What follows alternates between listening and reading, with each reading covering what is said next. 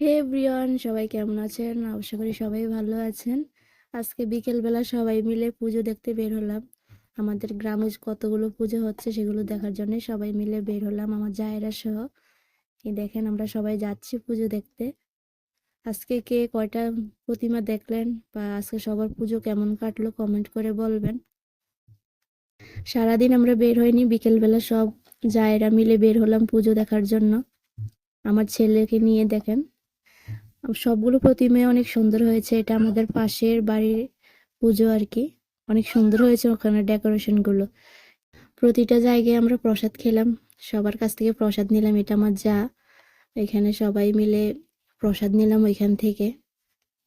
প্রত্যেক বছর তো বাবার বাড়িতে পুজো কাটানো হয়, আজকে 2 বছর হয়ে গেল বাবার বাড়িতে আর সরস্বতী পূজা কাটানো হয় নাই, স্বামীর বাড়িতে থাকা হয়। এটাই তো মেয়েদের জীবন। আগে কত আনন্দ করতাম পুজোর মধ্যে, আর এখন সব নিরানন্দ হয়ে গিয়েছে। সবার নিশ্চয় তার হাজবেন্ডদের সাথে অনেক সুন্দর মুহূর্ত কেটেছে আজকে পুজোর মধ্যে। আমার তো দুর্ভাগা কপাল, হাজবেন্ডের সাথে কোনো মুহূর্তই নেই। তো আজকের ভিডিওটি এই পর্যন্তই। সবাই ভালো থাকবেন।